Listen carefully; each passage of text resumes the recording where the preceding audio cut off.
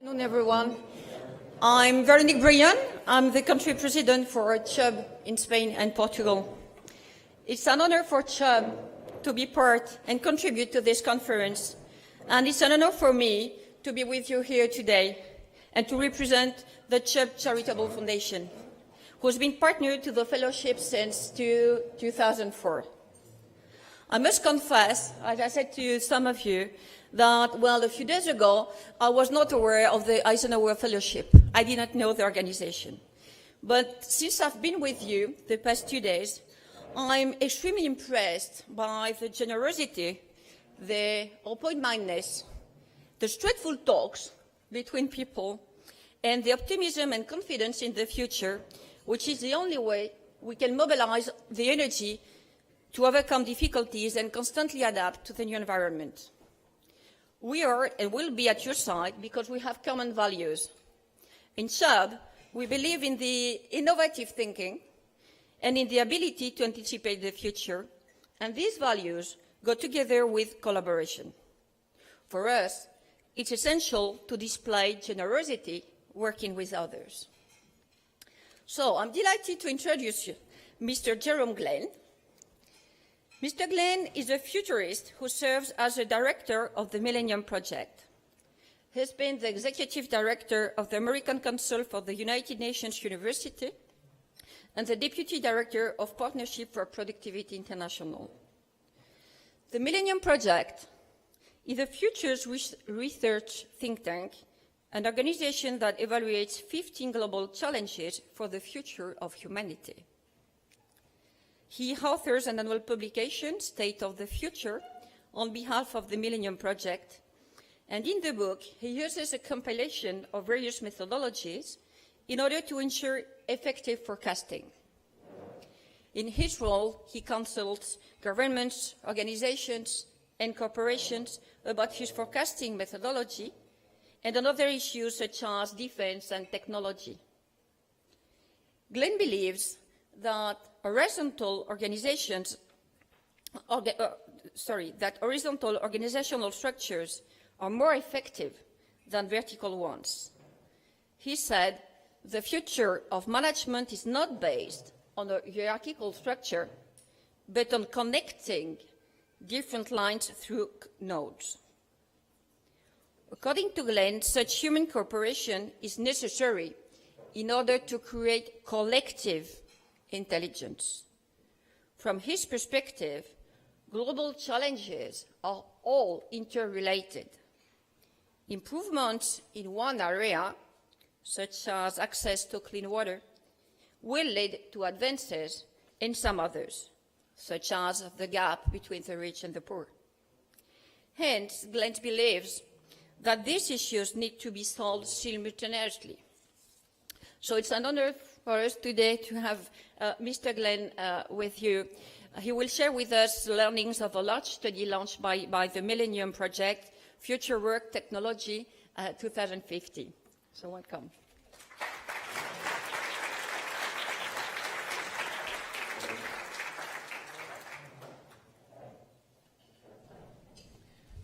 Let's do a little voice test here.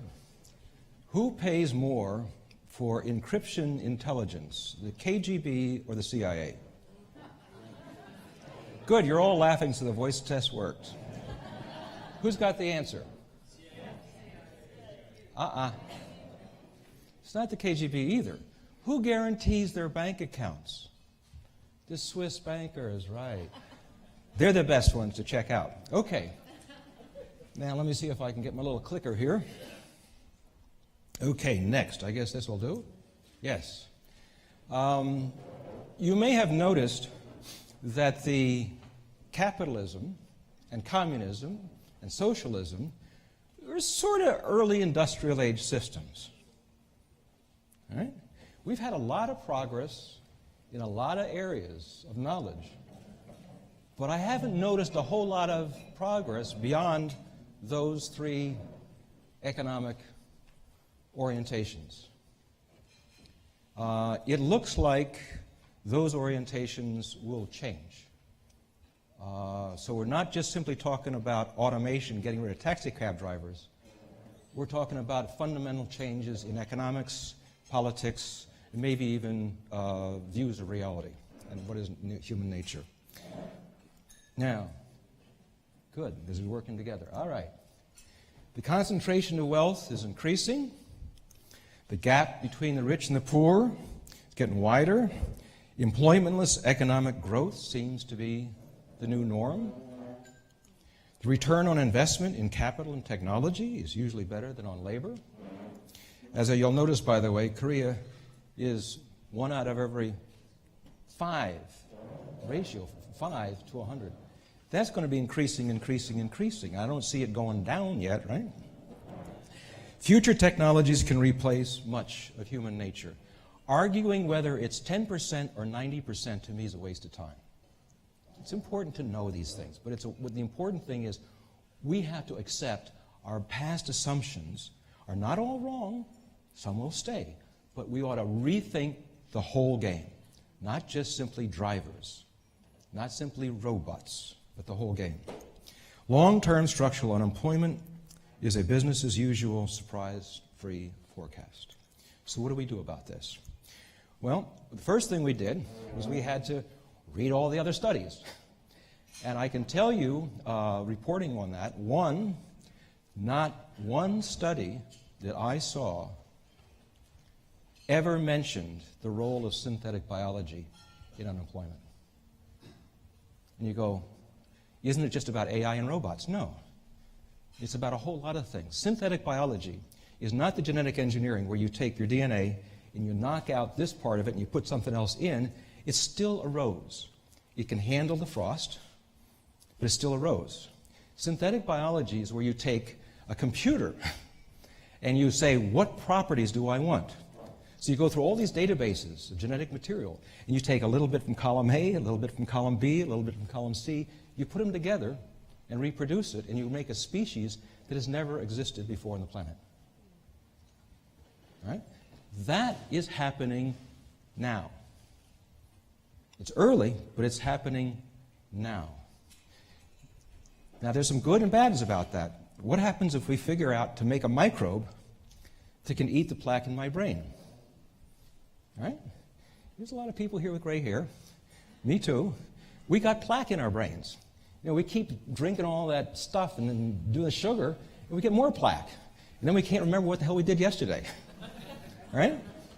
So I'd like to, anybody wants to do some investments, we can put a little company together and get that thing going. You can also do some nasty stuff with biology as well. But on unemployment, take, for example, you have people that clean up this hotel. Right? Vacuum cleaners, all that sort of stuff. There's parts for vacuum cleaners. There's vacuum cleaner sellers. There's a whole chain that goes behind that vacuum cleaner. What happens if you make a microbe that likes dust? And it likes to roll. So you put all these little microbes in the corner.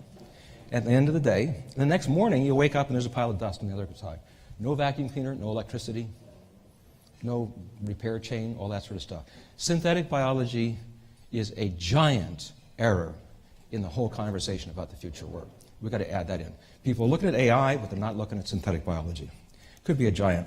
So what we did is we did a questionnaire and said, here are the questions that have been answered badly or have not been asked yet. That gave us a lot of information then to make 3 global scenarios. Futurists don't know the truth of the future. So if you're asking, how many people will be unemployed by 2050, you got to talk to somebody else. I don't do that stuff. I talk about if-thens, possibilities, what we got to do. But I'm not going to tell you the truth of the future because I just don't know it. So we did 3 alternative futures. Then we took those 3 alternative scenarios and we sent them out for people to have at it and to review them to final. Now let me take a pause on the word scenario. Scenario is one of the most abused words in the futurist vocabulary. And I'll tell you why. The original reason for doing scenarios was to figure out how to stop World War III. Now, we know a lot about military history, but we never had military history about what happens if you make a mistake and the whole game's gone. It's a different decision-making system. So how do you address this? Well, there's a guy named Herman Kahn, and he said, okay, we'll write stories of different ways thermonuclear war can happen. And as you write a story, like any writing, you get to a point you go, I have no idea What's next?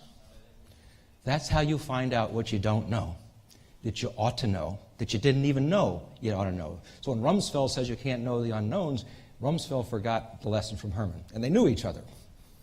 Anyway, so I stress this point because most of what you will read as scenarios today are discussions about a future potential state. It's a perfectly good thing to do, but it misses the original reason for writing a scenario, to find out what you didn't know. If you discuss a different ideological view or another kind of future, you're simply repeating the tapes in your brain that you're already there. So it's an intellectual arms race, but there's no real learning. For example, when Herman did the scenarios about thermonuclear war, in one of them they said, wait a minute, we're facing an opponent in the future that we have no personality profiles about. We don't know really the decision-making system and necessarily what's going to go. How are we going to convince them that we're crazy enough to press the button? Right? You know, there's Cuban stuff going on. What happens if those ships go right on through? Paper tiger, said the Chinese, right? How are we going to convince them that we're crazy enough to press the button? When we don't know who it is on the other end of the decision system, how do we convince them? That's why fallout shelters were created. Remember the conversation about nuclear fallout shelters? People say, you can't keep people there for thousands. Of course you cannot.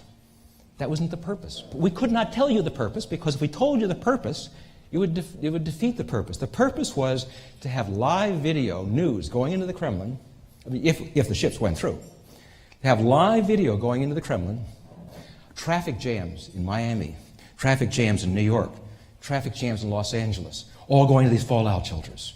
You're sitting there in the Kremlin and you're seeing these videos of all this sort of crazy stuff. These Americans are getting ready, they're going to press the damn button. Stop! Now, we wouldn't have had that had not we wrote scenarios, because you get to a point that, well, I have no idea. When we did the scenarios for this work, future technology stuff, and they talked about universal basic income, I got to the point, I couldn't go to the next point because I said, I can't show financial sustainability. How can I show financial sustainability? Well, you do a cash flow projection. So Finland, where's the Finnish guys here? Finland, I talked to the Finnish Prime Minister's office twice on this, because they're doing an experiment. I said, where's your cash flow projection? Well, we don't have it, but we'll do one. 6 months later, a year later, I'm back again. Where's the cash flow? Because I don't want to do the homework myself. If anybody's got a cash flow projection on this stuff, you know, I would, because I really don't want to do it myself. It's a lot of work. In any case, I took this pause because I want you to remember, a scenario is a story with cause and effect links that are plausible, that illustrate decisions, who, when, where, and how. If you don't connect a future condition with a present, with cause and effect links, you're not doing a scenario. And it's really important. And if you ever get involved in the scenario business, don't contract it out to a writer. The futurist himself or herself should do it, because they're the ones that are going through all this sort of agony of these things. You've got to know what you don't know. That's very important. So, if you forget everything else I've said, I want you to remember writing a scenario is important. You write a story. It's just like if you're doing a movie, it has to be a plausible movie. If something jumps in that doesn't make sense, right? Okay. So we took all these information, gave it to our nodes. We have the Millennium Project has 63 nodes around the world. A node is a group of individuals and institutions. Shahid is co-chair of the Millennium Project in Pakistan, involved doing the State of the Future Index, a very pioneering work. So we gave it to all these people to create workshops. Because we didn't know necessarily how to address all these issues, we figured, okay, open it up to the world. Let anthropologists look at it, not just economists. Let philosophers look at it. All these different people look at it. Let's come up with a bunch of answers. Let's start a global conversation. If we had had a global conversation in the beginning of the Industrial Revolution, we might have said, you know, if we make more of that, there's going to be some waste going into the river. Can I make this process so I don't make the same amount of waste? Or I talk to some other people to say, can I take this waste? And they can buy it from us and use it for the input for their product. You know, like we're starting to do today. many, many years later, and much pollution later. So we're all aware in the world that there's some problems coming up. So let's think about it through. Right now, the conversations that I've seen is someone says, this is the way it should go. We don't know enough to know. We're going to have to invent new culture, new economics, new ways of being a human being. It's that big in my judgment. So when people say, well, it's business as usual, for God's sake, you know, the jobs didn't get replaced that much in the industrial age. There's more. And the same thing with the secretaries. You're going to get rid of the computers, there's more, right? Some differences. One, speed. We all know speed matters if you drive a car. Two, interdependency. Interlinking of these things. Three, we have a medium to share that information faster than ever before. Four, we've got systems now that can outthink us. Those were not around in the agriculture to the industrial shift, or from the industrial shift to the information shift. So it may not be business as usual. So we're going to collect the results, and the process is doing it now, and we'll do a report, and hopefully that'll start a deeper and broader conversation on these issues. Now, one of the things that I find really, really annoying is we talk about artificial intelligence as if it's one thing. It's sort of like confusing in the industrial and the information age a fax machine and the internet. You know? They're both part of the information revolution. Absolutely true statement. But they're not the same consequence. Artificial narrow intelligence, yesterday this was addressed a bit. That's what beat Go. Right? You know, the Go game. Right? That's artificial narrow intelligence. If you change the rules of Go from 19 to 19 grid to 20 to 20, AlphaGo would fail. All right?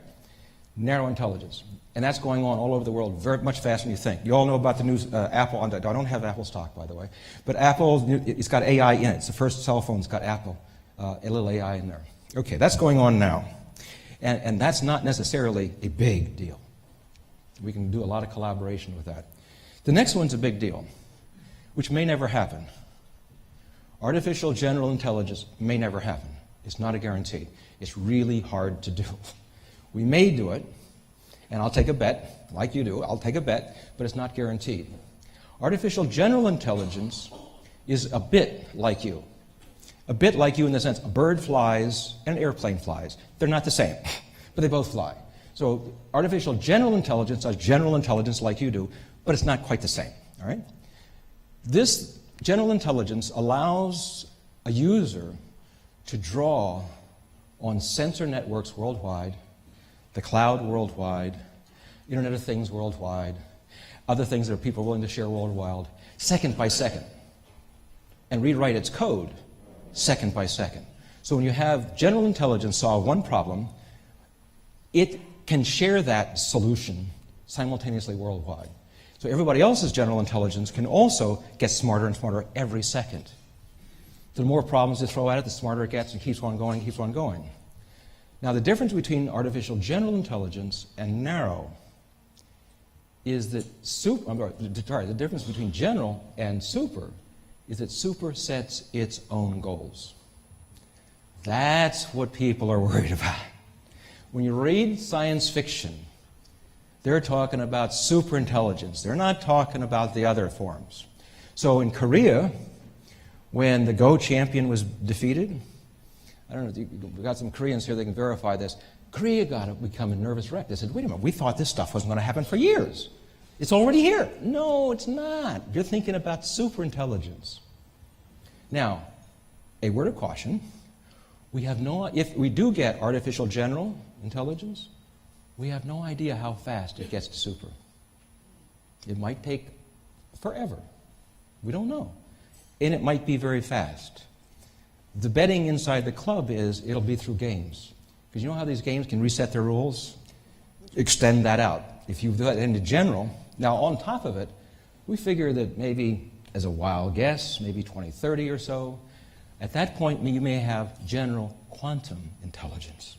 So quantum computer, all that sort of stuff, and general intelligence, and then make that available to individuals in the cloud. That's going to make the internet look like the Wright brothers airplane.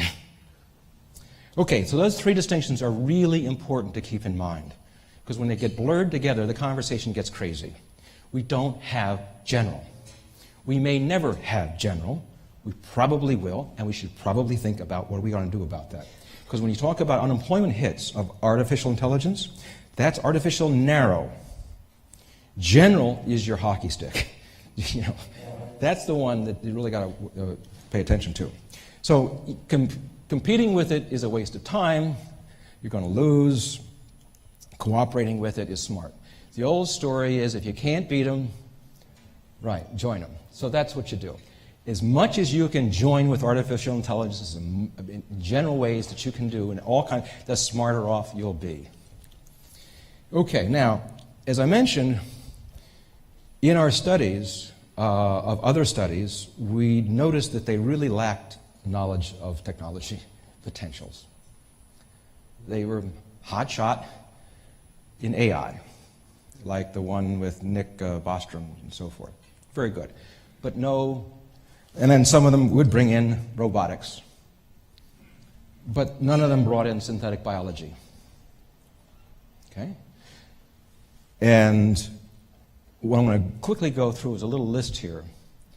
And these is the list that has to be taken into account, not just the first two. Computational science. Computational science is where you simulate your information and run your experiments. And you can let the matching of such experiments go to millions of computers, so you can build a supercomputer at no cost. That's being done. When we test an atomic bomb in the United States now, you don't drop it, you run a simulation. Simulation in chemistry, simulation in biology, physics, engineering is rapidly growing, because the old way of doing science, you do an observation, you do a hypothesis, you design an experiment, you build the lab, you run the experiment, you get the results, you publish the paper, and you wait for a year or so, and then somebody else does it. And it replicates, right? That's pretty slow. Simulation, you can do countless simulations worldwide all the time, all these areas, very fast. And it keeps track of it for you, right? Computational science is an area that's really underplayed, not mentioned by any of these studies at all. Cloud, big data, yes, people are into that. Artificial and augmented reality. Nanotechnology, two kinds. We have big machines making little things today. The other way is you have little things making big things. We don't have that today. That's Eric Drexler, he's off at Oxford. And the idea is to try to figure out how nature does it in a plant. A leaf is nanotechnology for food. It's little stuff building bigger stuff. We don't know how to do that yet. We know how to take a big machine to make little stuff. So both of these could become a big deal. Internet of Things, Internet of Everything, tele-everybody, semantic web, quantum computing. Every year we have to update our forecast. It is going a little faster than people think. No puns intended. Telepresence, holographic communications, augmented intelligence. A little pause on augmented intelligence. I'll come back to that in a bit. I don't have perfect vision. Neither do you. But we put on our glasses and we're not embarrassed about it. It's okay. There's even fashion statements and all that sort of stuff. What happened? Well, that's augmenting our brain, right? I mean, our eyeball is part of the brain system. We're augmenting our brain to be better seers, right? Can we do that with the rest of our brain functions? Probably. We could become augmented intelligent beings. Collective intelligence, that's what was talked about a little bit yesterday. How do we take all of the knowledge in this room, have it in an interactive, organized way so that you all make yourself smarter? Eisenhower Foundation should make a collective intelligence system. I'm happy to help. Tom will be happy to help. We'll all be happy to help. But imagine marshaling this intelligence. Now, what happens if collective intelligence becomes a generic software, like spreadsheet? Businesses around the world do better today because of spreadsheets. It has helped. You can even compare notes, which is good. We could do this with collective intelligence as well. So imagine individual augmented intelligence and social collective intelligence going on at the same time. Blockchain. I'm not talking about the currencies now, just the way of making interactions happen faster. You can create smart contracts. You know, say, I want X, Y, and Z. negotiates contracts, comes back and says, are you willing to sign? Here's the terms. How much time do you spend working on contracts? A lot. Well, I hope you work a lot of time on contracts. 3 to 4D printing on biology. You've seen this. We're now starting to print biological matter as well as physical matter. By the way, one of the 3D printers, and I full disclosure, I do have stock in Hewlett-Packard. Hewlett-Packard has got a device coming out, so I think you can buy it at the end of this year or next year. It's called Laser Fusion Printer. Anybody know about this thing? Good. Aha. You were in Hewlett-Packard or no? No? Okay. It's got 60,000 nodules. Now, you know, the old-fashioned 3D printer. Imagine saying old-fashioned now. Old-fashioned 3D printer, you know,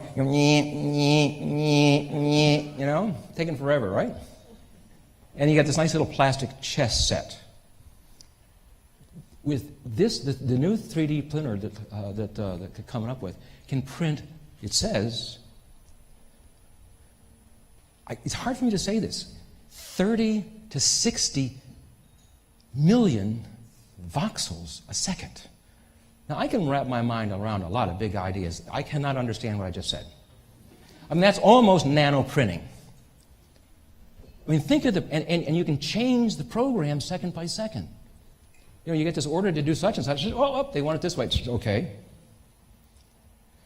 You know, retooling factories is a big deal. This makes retooling factories a snap. I want do a Google search just for sport after my talk. Yeah, it's okay. You can do it now if you want to. Anyway, HP Laser Fusion Printer. And you can click on and get some video of the stuff. They're printing voxel. Now, voxels is a three-dimensional. Pixel is the smallest amount of information or visual information in two-dimension. Voxel is three-dimension. So you can turn the ball. This way is more opaque, less opaque. This way, more darker versus lighter. And the third axis, I'm going to break my wrist if I do this. The third axis can be, I think, more one of the other categories, opaque or something like that. But the precision of this thing is beyond my understanding. I mean, it's when people say, whatever you think you can print, we're there with that machine. Now imagine Elon Musk, are you listening? He's got this factory of batteries all over the place, Southwest United States, Australia's got a deal. So imagine having all those battery productions, and every row is one of these. It's $150,000, I think. He's rich enough; he can get a bunch of them. So you had the electric base, you got your 3D printers, but imagine get 1,000 of these 3D printers. How much of an economy could you duplicate in the desert? Conscious technology is the continuum of human consciousness and technology, and so like if you're making a product, imagine how it's more conscious. If you're making a human being, how do you connect them up with technology? Sort of a general direction of things. Now, the key is this last point. The synergy among these things is the big deal. Each of these by themselves is a big deal. But that's not running out in the future, then looking back to now. The big deal is the synergies, For example, here's a photograph where you got synergies of photovoltaics, robotics, satellites, AI, drones, ICT, and genetic engineering in one photograph. Oh, by the way, no people, other than a truck driver driving off to the unemployment line. We think of these technologies like I just explained, one at a time. And we forecast them out one at a time. And we see about the impact one at a time. But that's not what's happening. What's happening is this. If you were going to forecast the future of the calendar, you wouldn't have said a telephone. If you're going to forecast the future of the telephone, you might not have said a camera. Well, you might have because you're a wise guy. But most people wouldn't have gotten that. I mean, think of the integrated capacities of that one device. And the only limit is somebody hasn't made an app for it yet. How many apps are there in the world that you can put on your phone? More than 2. Okay. So think of these technologies maybe like a Rubik's Cube. Your movement is Rubik's Cube. What's the relationship? If we improve nanotechnology, how's it going to affect synthetic biology? Ooh, you mean we could make a DNA that's part not organic? How would that work? Likely. Or we can think about braiding these things together into new capabilities. But this is the way we have to think about technological impacts on work. It's not just one thing. It's not just AI. It's the integration of these things, just like the telephone, it's the integration of these things. Now, one of the things that's drivers going to even speed this stuff up even faster is AI plus Moore's Law plus computational science. Those three things together really speeds up the game. We keep looking at Moore's Law as the only indicator. It's not. You apply artificial intelligence to synthetic biology and let your imagination go. And then do simulations in computational science to get rid of the bad stuff before doing it. So we did 3 scenarios, because you got to organize all this stuff somehow. One was as complicated. It's a mixed bag, sort of like what we have today. You got good decisions and bad decisions. You got luck, you got non-luck, you got stupidity, you got intelligence. It's all mixed together, right? So by 2050, there's still a lot of change, right? Because you're just projecting this stuff out. So the idea of quantum computing in the cloud, available on your charge-coupled devices in your glasses, attempting to give you answers even before you thought of the questions, is normal in 2050. But that's business as usual forecast.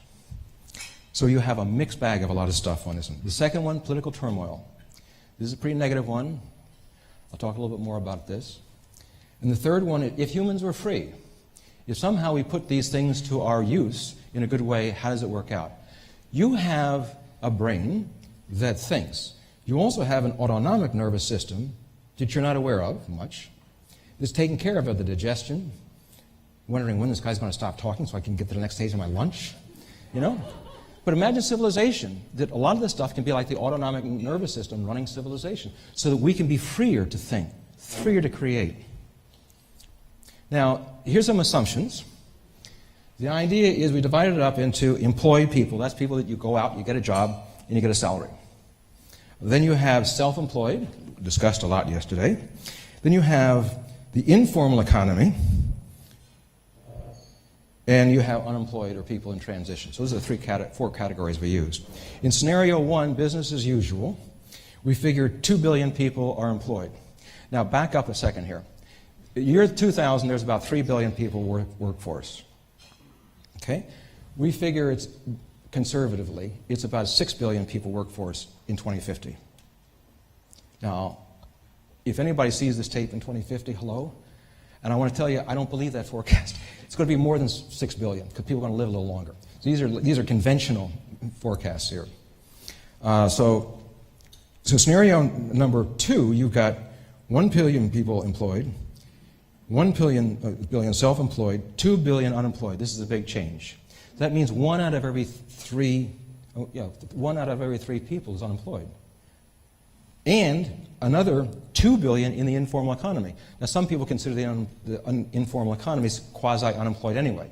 That's where you're not dealing with money, you're not paying taxes, you're not in a regular system. And so you take those 2 together, that's 4 billion people. That's a heck of a lot of irregular folks in the world. Scenario 3, you get 1 billion still employed. You still need people to run civilization by having jobs. You know, I don't see that going away 100%. But the big claim there here is you get 3 billion self-employed, or in sort of the new kind of economy, self-actualization economy. And 1 billion, it's hard to get rid of the unemployed and the transition, the same with the informal economy of 1 billion. So these are the assumptions behind the scenarios. So the first one is complicated. This is a business as usual trend forecasting. Irregular adoption of advanced technology, just like we have in the world. Irregular adoption, it just continues on. Human unemployment, where governments did not do well. Mixed success of universal basic income. It didn't work in all places, it didn't work in some, it was irregular. And governments are no longer in control of corporations. Religion organized people to begin with. Governments grew power on top of religion, didn't replace it, just invented new power. And corporations are inventing power on top of governments. Like yesterday, somebody said, government is a distraction. Okay? Well, this is his attitude. That's the next thing. But then, lo and behold, along comes the individual breakthrough and becomes even more powerful. than corporations. Because each one is less flexible. Religion can't change its views. You go back 1,000 years. That hasn't changed much. Government changed a lot of it, but not that. Then government, they can be more flexible than religion, but they're not quite as flexible as a corporation because they can move around. The individual can even change loyalty to corporations from Visa to American Express real fast. So, but in this scenario, the governments are sort of ineffectual, and corporations are far more stronger, and you're living in a multipole world, many different kinds of powers going on, very irregular, and you're living in a world of constant, non-only physical. Right now, we're all, at least most of us are here, physical. But in this world, you have, everybody to a large degree, is hands-free, phone-free, laptop-free, AI human symbiosis. This is a little device here being tested. Hooks you up to internet walking down the street. Here's a little example of one of them right now, 3D printed. And so you would normally be seeing all kinds of different realities simultaneously. The idea of a mixed reality would become normal. Become normal. In the same way that to the younger generation, the idea of the world connected by internet is normal. You know, to us gray hairs, that was a new deal. But the idea of living in a constant, multi-dimensional, multi-reality world would become quite normal. Number two, political turmoil. This is a mess. So if you have political stalemates going on, you have people not doing the planning, you have all these ethnic things going up, you've got migrations due to failed states, you got, you know, so the migrations you're seeing now with North Africa and the Middle East will look small coming up. And you haven't even hit environmental migration much, but by 2050 you will. So you've got political migration, economic migration, environmental migration. So it's quite a mess out there, and it'll look something like this. The workshop in Israel, they thought that scenario number 2 was the most plausible scenario, by the way. So if you want to get depressed, talk to the Israelis. Then, and what you've got in this scenario is you've got organized crime, terrorism, corruption, and information warfare interacting. That becomes much of the world. People no longer trust the internet because information warfare is fought through Wikipedia.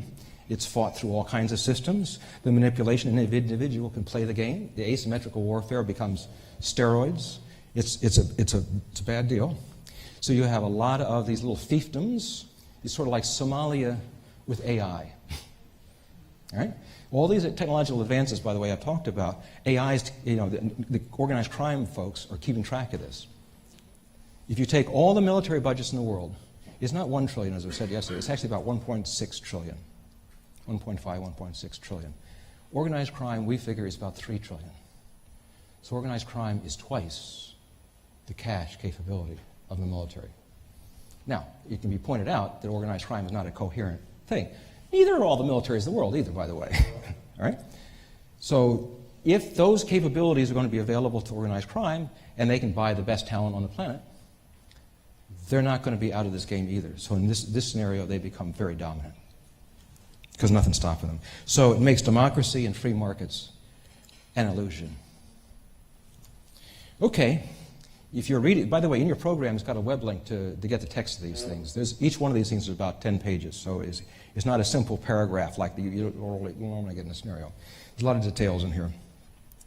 In this scenario, you have governments and corporations and others sort of cooperate to have meetings like this and think it through, and think it through, and think it through, and think it through, and think it through, and have a lot of different ways that they can develop things. They've conducted the research into how to phase in universal basic income without becoming stupid about it. With this cash flow projections, they've figured out. If you take a look at the growth of cost of living, you'll see elements in that are starting to come down. You know, it's already come down in a lot of electronics, except for the Apple with their new one. But the other ones have come down. A lot of other stuff's come down. Education, increasingly, will start to come down. Medical diagnostics and so forth. Watson will. I do have IBM stock too. Anyway, they'll start to come down. So you can see eventually a lot of stuff starts to bell curve and starts to come down. Not in the near-term future, but maybe 2025, 2030, 35. Starts to go like this. At the same time, you'll have new tax sources because all these technologies we'll be producing wealth. Well, that's a giant amount of new source. So as that income goes up, and this other one starts to come down, at some point they cross over. Then we can talk about in an intelligent way. And in the meantime, not so much. There's been experiments, by the way, in Namibia, in Brazil, in several other countries. And the idea that if you pay somebody, they'll become lazy and won't work. All right? The evidence is not there. We human beings are nosy. You know, we keep putting our nose in where it wasn't before. We just keep going. But the idea is that if you have done everything right, you've gone to college, you've got a good degree, you got a good job, everything's cool, and all of a sudden, boom, you're out in the streets. You played by the rules, and you're out in the street. Now, we don't want to have a society that's that heartless, I don't think, especially when those people will have access to the means of all kinds of capabilities. You don't want to have 2-4 billion people on the planet ticked off. Bad idea. But you also got to make sure it's financially sustainable, or then that's a bad idea. You don't want to turn the world into Greece. No offense against Greece. Anyway, the artists play a very important role in this scenario. I take a chapter out of my own history in the United States. In the 1960s, when they had this, quote, cultural revolution in the United States, all these hippies and people talking about women's rights and civil rights and all kinds of freedom of inquiry and all that sort of stuff. Where'd it come from? Music. Trace it back. The answer, my friend, is blowing in the wind. But you trace it back. Music had a gigantic role in changing the mind of America. So one of the things that we want to talk about is sit down with the artist community and say, look, we've got a lot of stuff coming up. We don't know all the answers, so let's start to think together. And you guys in the art world, in the entertainment world, the movies are doing it, but they're just doing scenario number, they're doing the downside of AI. It'd be nice to do some upside as well, and how these things work together.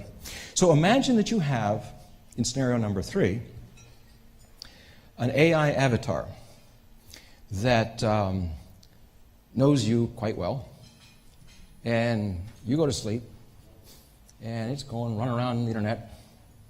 Remember, this is like quantum computing at this point. This is like it's not going through your own internet stuff, and it comes back with you with negotiated contracts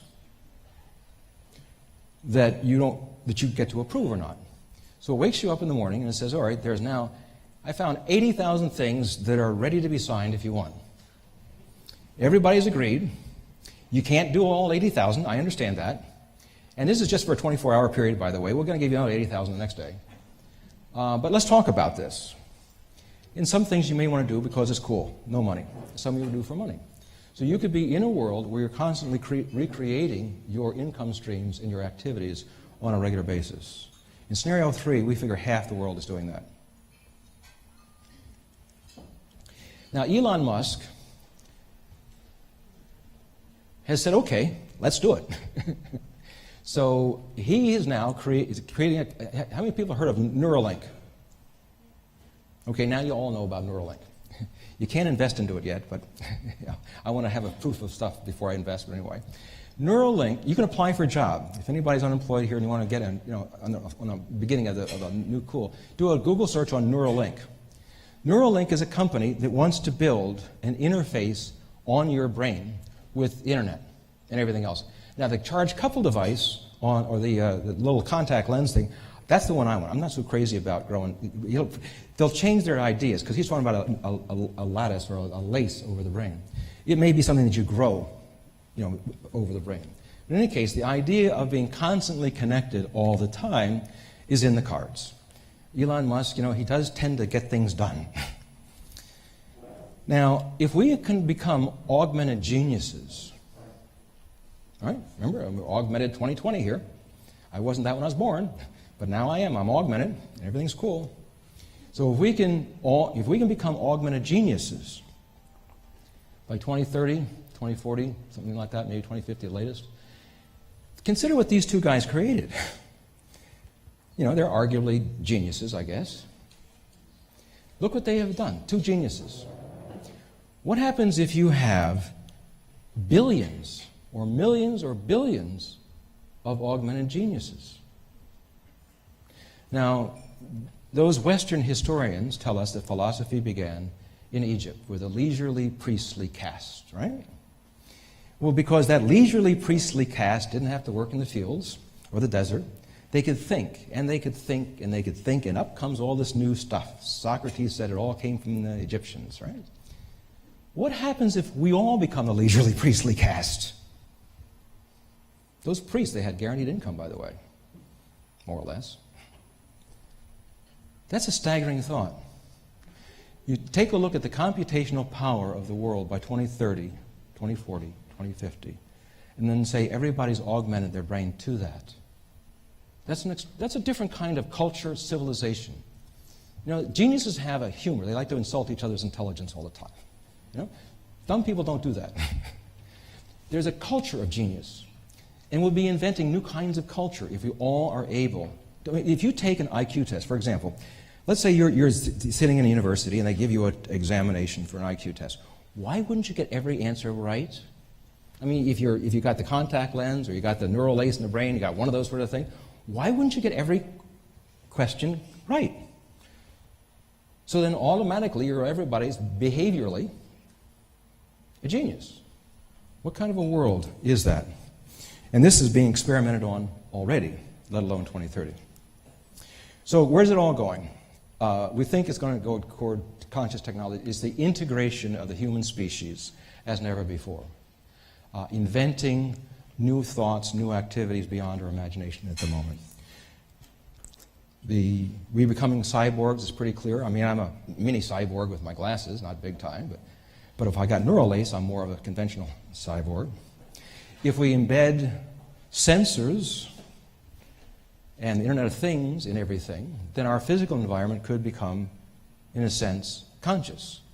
I take my shirt off, put it in the hotel bed, and my shirt says, "Hey, hang me up," or "Hey, wash me." I mean, imagine inanimate objects now becoming animated, so that you're a continuum between your physical environment, your transportation environment, your work environment, all kinds of environments. The whole thing becomes a continuum. In the same way that the telephone and the computer became a continuum in email. You can separate them, you can distinguish between them, but if you do separate them, they're no longer email. So consciousness and technology will be increasingly integrated. So the point that Shahid was making yesterday about know thyself, the spiritual development, becomes key, because if we take the masters of consciousness, mystics, so to speak, the masters of technology, the engineers and technocrats, if we can take these two masters in yourself as well as in society and start to have a conversation, what is a good synergistic yin-yang relationship between the mystic and the technocrat? My personal view is the better we make that conversation occur, the more likely the civilization we create will be good for all. If we imagine you have a party. One party has got just technocrats, and the other side of the building, party of just mystics. Which party is more fun? Right, your eyeballs went right over the mystics. But if the plumbing breaks down, who do you want to have fixed, the mystics or the technocrats? Right, you need them both. And it's that relationship that will make the civilization, I think, work better. Okay, I'm just about the end here. And now how do you keep track of all this stuff? It was touched on yesterday by Tom and some others about collective intelligence. When I use the word collective intelligence, I'm referring to it as an emergent property, like your mind is an emergent property. Your brain is a thing, the mind is an emergent property. Collective intelligence is a synergy, in my judgment, of brains, software, and information that can change each other all the time. So you're constantly having collective intelligence as an emergent property like your mind. This, I think, will become generic software. I recommend very strongly, Eisenhower, you've got yourself one whopper collective intelligence system of wetware right now. Let's do some software with that wetware. It could be quite great. This is where if anybody wants to get involved in doing any of these scenarios and applying them to their country and what policies should be done and actions, let me know. There's actually about 18 countries or 20 countries now.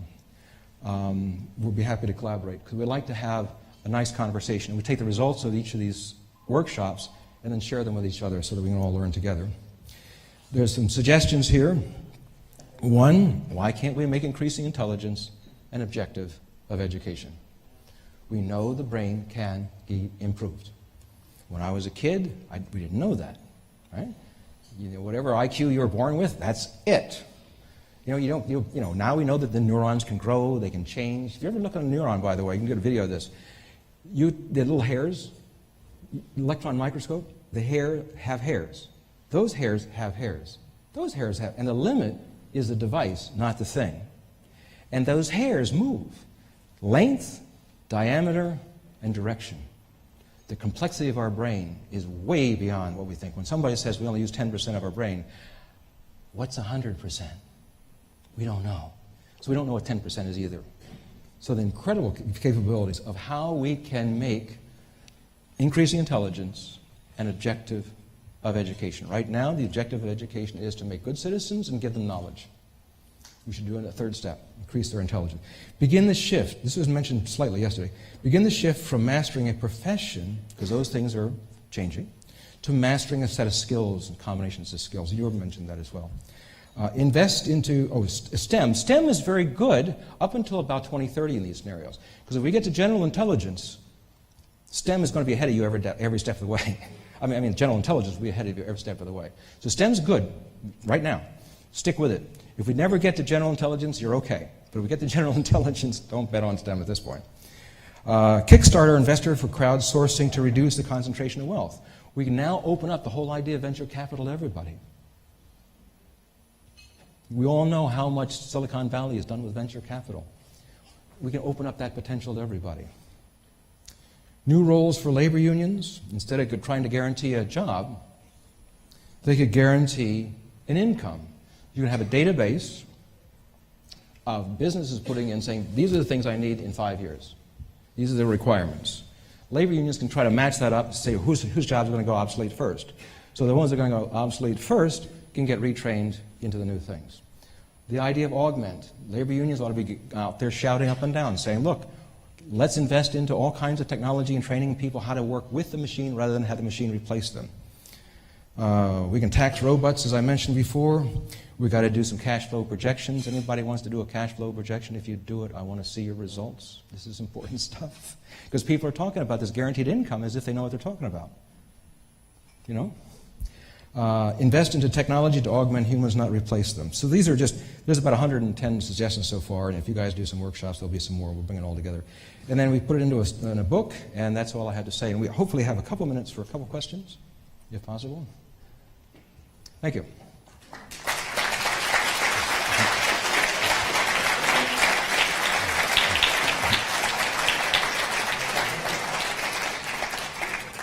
So, we got a couple minutes for some questions, possibly, yeah? Stock portfolio projections? Yes. You talk about enhanced intelligence. What about enhanced emotional intelligence? Yes. You talked about enhanced intelligence, Yeah. but what about enhanced emotional Oh, absolutely. intelligence? And then enhanced, I suppose, spiritual intelligence. Yes, I mean, absolutely. Yeah, she was asking about what about emotional intelligence and spiritual intelligence. I'm saying intelligence across the board. Yes, all of them. As a matter of fact, some scenarios we did some years ago, boy, this is going to be a tough competition here. Some scenarios we did before on genetic engineering stuff, we were thinking about, we put in the idea of a rule. You know, it's like when you have like building codes. You can't build a building on a floodplain, or you shouldn't. You know, there's certain codes. The idea we want to put in is that you cannot talk about enhanced intelligence unless you also do enhanced empathy, because there are certain genetic structures that do correlate up on some people are more nice than others. You know, whatever. So can we then put those two things together? So the answer is emphatically yes, because we do not want to create a whole lot of Adolf Hitlers. Absolutely right. Okay. Yes, sir. Shout it out. Oh, there we go. So when you mentioned you had kind of that artificial intelligence that was knew you well. I just envision kind of my mother knowing me very well and then setting up dates and really projecting, the future, your fun things to do could really be interacting with other humans as well. Yeah. And at what point does the computer kind of decide who you're going to date and who you're going to have kids with, and what's the evolution of that? Yeah. Well, just like you have some people today that use computer dating and a lot of people that don't. I have remember, I don't know the truth of the future. I know a lot of possibilities here. But I can imagine that AI avatar wakes you up in the morning. I don't know how. This is a G-rated crowd here. Well, let your imagination go. The answer is, one of the things I've learned in 40 plus years of futures research, if it's this or it's that, the answer it's usually both and. Both and. So will some people become naturals, say, I am stepping away from all of this, I'm going to unplug from electricity, I'll keep my internet connection, but I'm going to unplug from everything, I'm going to go off in the mountains, and the hell with everybody else, I want to become a natural. And some, as you know, like in Singularity University, they can't wait to become cyborgs now. Right? We'll have a range of that sort of response, I suspect. But yeah, I mean, if you're curious, you might ask your avatars, hey, what's the best woman on the planet for me right now? That's an interesting question. Yes. The more I hear you and the more I read about all of these, and being the father of 3 children, ages 13, 11, and 7, I tend to have the impression that education for our kids of that age is becoming obsolete. And the way they've been trained. When I was a kid, going to elementary school was pretty much about learning manners and to be a civilized person. Yeah. Now it's about studying, memorizing, and doing a number of things. Yeah. So, do you think that the education system needs to be? It's falling behind, and it's a major improvement. Yeah. Yeah. Yesterday, when somebody said there's no, every education system in the world is broken, and I shouted out, at least in the local area, there were 2. They're not. Finland and Singapore. They're completely different systems, but their performance by objective measures is quite extraordinary. So one, the suggestion is study all the alternatives as fast as you can. What I did with my children growing up is I taught them how they can not wait for their schools, that they should learn stuff themselves automatically. Just keep learning, and I would say to them, it's not your teacher's responsibility for you to learn. It's your responsibility to learn. You're just using the teacher as a resource, but you can use all this other sorts of stuff. So if we do move toward a self-actualizing economy, which is not for sure, but if we do, then Socrates becomes the great guru. Know thyself. Most serious entrepreneurs in the world will tell you, well, I'm a billionaire because I followed my passion. Well, that's good advice, but you got to know what your passion is. And you got to make mistakes. And growing up, you can make mistakes, find things out. So I would encourage giving the child contradictions, so they have to think, knowing who they are, find out if there's poetry or children's stories about people going through some sort of journey, learning who they are. But then I would throw in mathematics and all this sort of stuff, because it's not that we've got to do math, but it's mathematical reasoning that's important. It's just like meditation may be important. It's a lot of things that are important. But if scenario 2 happens, then we teach them taekwondo, jiu-jitsu, eagle claw, everything in the book. But we should also teach that anyway. It's a good discipline. But I don't have a really great answer for you other than, yes, the educational systems are afraid of change, as most, the Kodak, you know all these stories, right? So I wouldn't wait to change education in my family. I'd say, let's do it together as much as we can. You did some stuff with the children with books, which is brilliant, and that's the kind of stuff that I would say. We, as parents, got to take on much, because we sort of offloaded the responsibility of the school system. We got to take it back as much as possible. Yeah. One of the most active debates in Silicon Valley right now over the last 24 months is And part of that is whether or not this reality actually exists, or if we're in a computer simulation ourselves. And you've Right. seen, and I'm sure you've seen the simulation theory, the NASA's Jet Propulsion Laboratory. Right. Their chief scientist also believes that the likelihood that we are actually here Right. is less than 1,000,000,000 to 1, that we're actually in a simulation. Right. And AI has already happened, Right. and we're just one of many simulations occurring. Right. Elon Musk is also finding that. And my question to you is, if that was the case, Yeah. would it change anything in terms No. of how we ought to behave or not how to behave if we actually are currently in a simulation and not actually here? Yeah. Good. For those that didn't understand that question, let me unpack it, and you can edit it if I didn't get it right. Remember I talked about computational science, right? You make a simulation of X and you do experiments. So we get better at making these simulations. And we get better at making these simulations. Now, we're an early, planetary species. We haven't left town yet. Right? We're still dependent upon the sun. Little babies, right? The sun tells us everything. But what happens if we actually figure out how to migrate beyond the sun? And we're still doing these simulations. And we do simulations and they get better and better and better and better and better and better and better and better and better until finally we've got a simulation that looks like a whole universe.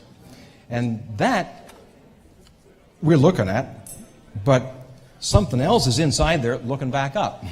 Right?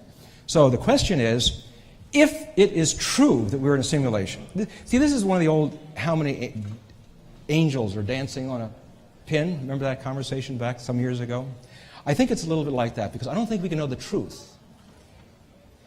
But it's a brilliant exercise of thinking. My early background was philosophy. So we knew we didn't know the truth, but we knew we got to give it a try and exercise. So what would I do differently? I don't see how we could do anything differently. If we were truly in a simulation, hey, you're interfering with the data points over here. If we were truly in a simulation, then simply trying to think differently, why would that make a difference? You've seen the movie The Matrix. And The Matrix sort of brought up a related point, that it kept going and kept going and kept going. To me, it's an interesting philosophical exercise to think through. But I have already thought about that. I've already considered it true. And I haven't changed yet. So maybe I'm just a little slow. I think it can't be known. I mean, if you take 0 and divide it into 1, how many answers? You can't answer the question. I mean, in philosophy may be wrong, but in philosophy we accept there's certain questions that are not legitimate questions. They're just. But to me, it's a great exercise. But what do I think? I think it's possible. It's more than a 0. I would say this. Probabilistically, it's more than a 0 chance. Is it 100%? I got no right to say that. Yeah. Okay.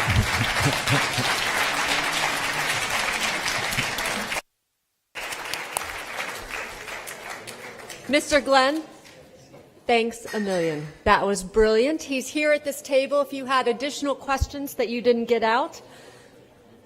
And I think, will you be here for the rest of the day? Wonderful. So now we are going to eat lunch. After that, we will have a quick bio break, and then we will be doing the Youth Fellows here, and then we'll be finishing the iLabs. So enjoy your meal.